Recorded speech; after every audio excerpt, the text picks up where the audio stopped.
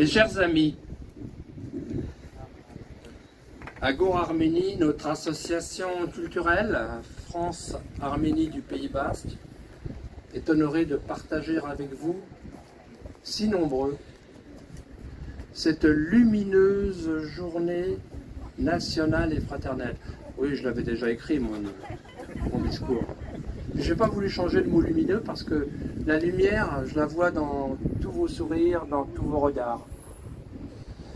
Je voudrais pouvoir tous vous citer, en commençant par Monsieur le sous-préfet Fabrice Roset, Madame le maire de Biarritz, Maïdera Rostedi, Monsieur le sénateur Max Brisson, notre député Vincent Brou, Monsieur le maire d'Anglette Claude Olive. Merci également aux amis et personnalités des cultes, aux militaires en vos titres et qualités, et bien entendu aux fidèles porte-drapeaux personnifiant les morts glorieuses et anonymes. Je fais un rêve que l'État turc assume enfin son histoire centennale, qu'il reconnaisse la spoliation puis la disparition programmée du peuple arménien, de la future Turquie, reste de l'Empire ottoman vaincu. Cette confession, cet aveu, seront libérateurs pour les deux peuples. J'ai évoqué en 2023 la crainte et plus encore la terreur que nous inspire l'oubli d'un processus d'extermination toujours nié. Oui, les Arméniens ont été exterminés. En 2015, l'Allemagne est sortie du coma amnésique.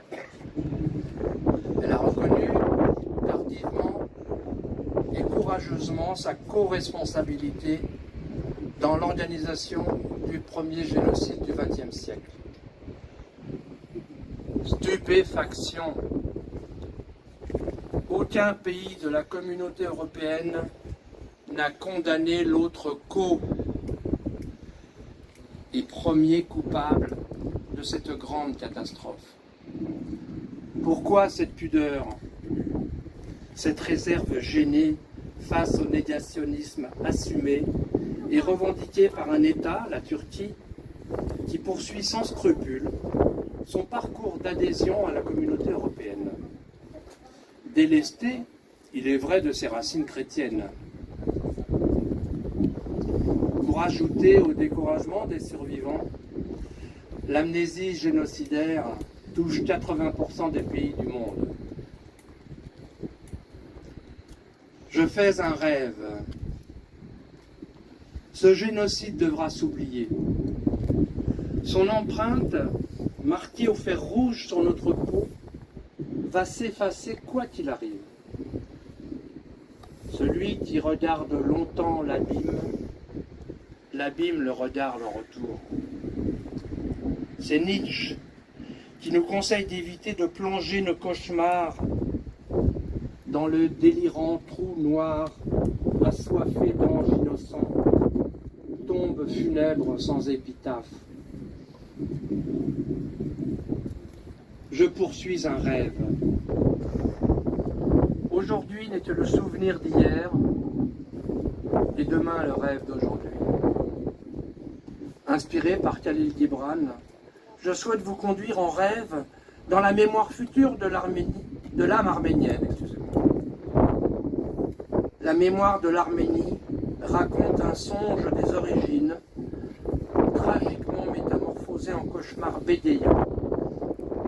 Ce rêve édénique était partagé par le peuple premier, paisible, jardinier, artisan, créateur, mais aussi voyageur désireux de faire découvrir au monde son art et le goût qui le sous-tend. Le goût est le rêve du beau appliqué aux matières nobles et précieuses. Ce peuple n'a jamais oublié de rire et de pleurer en chantant, de danser en musique et de transformer la nature en poésie. Dans la traversée des épreuves, il a eu conscience de la finitude des heures douces.